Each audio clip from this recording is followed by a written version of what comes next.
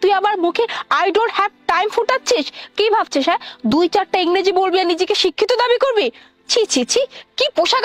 মুন্না, আমি বুঝতে পারছি, বুঝছিস, ও ভেবেছে কি সুন্দর একটা মেয়ে এসে ওকে জিজ্ঞেস করেছে এই খালি যাবি, তাই বলেছে আই ডোন্ট হ্যাভ টাইম। যদি মুখে ইংলিশ ফুটালে না কেউ শিক্ষিত হতে পারে না। Please don't disturb me. এই ফকিনীর বাচ্চা, বারবার যে ইংলিশ মারাচ্ছিস, ইংলিশ বলতে লজ্জা করতেছে, তোর ভালো মনে করতেছে সেটা দিয়ে। শোন, তুই গেলে যাবি না গেলে নাই, বারবার ইংলিশ মানে কি দরকার? আর দেখ কি পরে আছে, 2 টাকার ছেঁড়া লুঙ্গি, ছেঁড়া জামা, এগুলো পরে আছে। আর কি আমার মনে কি জানিস? আচ্ছা, আপনাদের দুজনের সমস্যা কি? আমি আপনাদেরকে বললাম যে আমার একটু কাজ আছে, আমি যেতে পারবো না।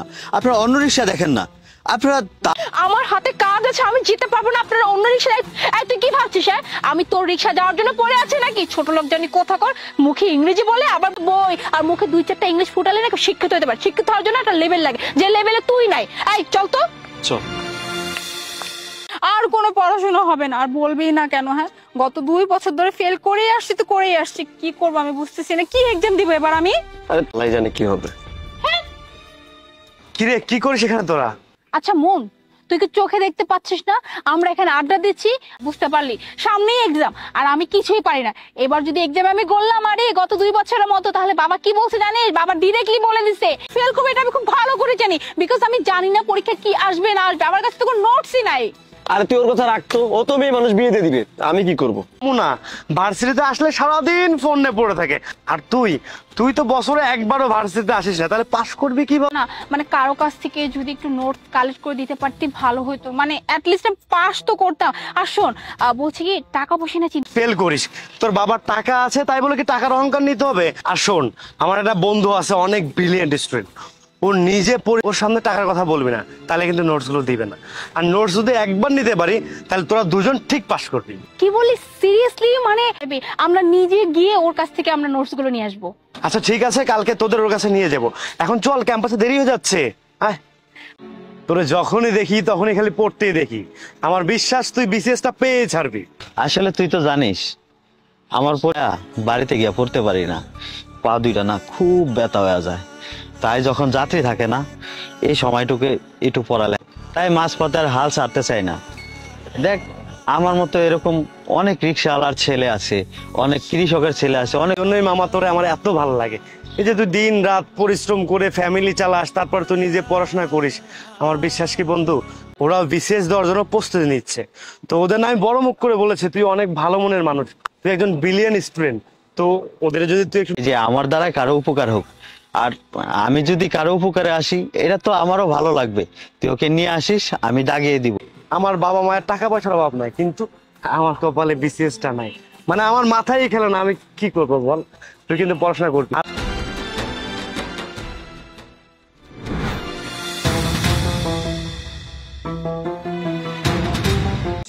মন, তোর কি মাথা গেছে নাকি? হ্যাঁ, তুই শেষ পর্যন্ত এমন একটা রিক্সাওয়ালার কাছে নিয়ে আসছিস আমাকে নোটসের জন্য? হ্যাঁ, ও আমার মনে হচ্ছে পুরো পাগল হয়ে গেছে, একটা রিক্সার কাছে আসছে নোটস দাগাইতে। আর বাবা, একটা সামান্য রিক্সাওয়ালা একটা লুঙ্গি গামছা পরে আছে, তুই কি ভাবছিস ও শিক্ষিত?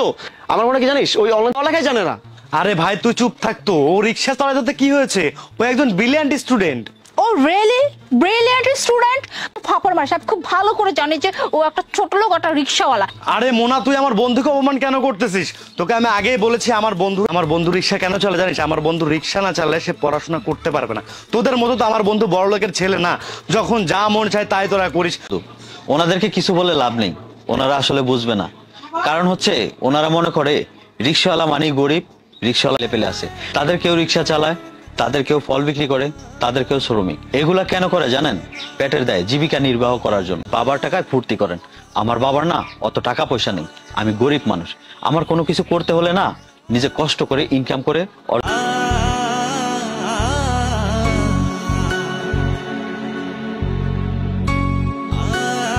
আমার ব্যবহারের জন্য শুরুতে বুঝতে পারিনি যে আসলে আপনি শিক্ষিত একজন মানুষ। আমি তো ভেবেছি যে আপনি রিক্সাওয়ালা, তো এরা কখনো শিক্ষিত হতেই পারে না। এরা শিক্ষিত কিভাবে হবে? এতে তো টাকা পয়সা নাই। কিন্তু ভাইয়া, আপনি পুরো চিন্তাধারা আমার বদলে দিলেন। থেকে বুঝতে পারলাম যে একটা মানুষ যে পরিস্থিতিতে থাকুক না কেন, সে যদি চায় তাহলে সে তার স্বপ্ন পূরণ করতে পারবে। ভাইয়া প্লিজ, প্রয়োজন হয় মানে আর্থিক সাহায্য, প্লিজ ভাইয়া আপনি নির্দ্বিধায় আমাকে বলবেন, আমি আপনাকে সাহায্য করব। না ম্যাডাম, আমার টাকা বলেছিলাম যে আমার বন্ধু অনেক বড় মনের মানুষ, সাথে অনেক ভালো স্টুডেন্ট, আর তোরা কি করলে আমার বন্ধুকে অপমান করলি। আসলেই আমার বন্ধু অনেক। কিন্তু তুমি একটা দিনও টাইম মেনটেন করে আসতে পারো না। এইভাবে যদি তুমি স্কুলে আসো তাহলে তোমার স্কুলে আসার দরকার নেই, বুঝেছো? কান ধরো। আর তুমি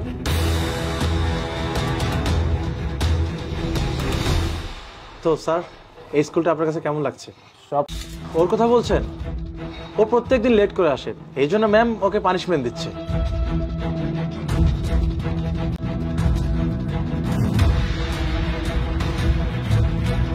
কি হয়েছে? তুমি প্রত্যেকদিন লেট করে কেন আসো?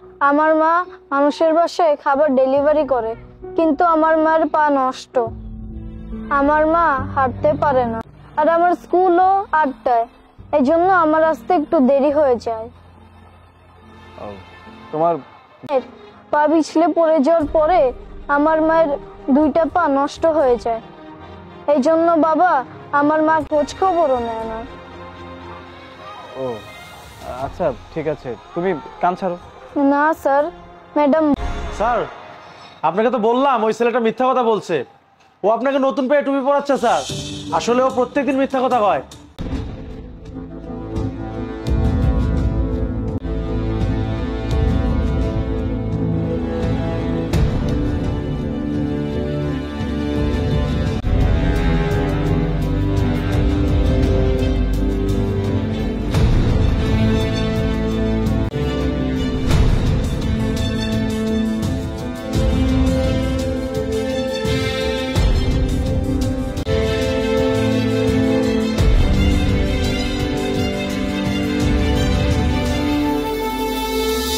ডেলিভারি করে, কিন্তু আমার মায়ের পা নষ্ট।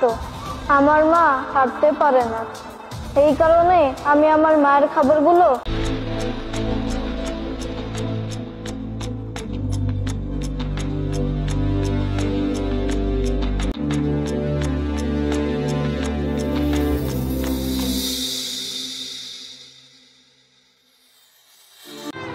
স্যার, আপনি এই ব্যাগটা আমাকে দিচ্ছেন কেন? ধরো না বাবা।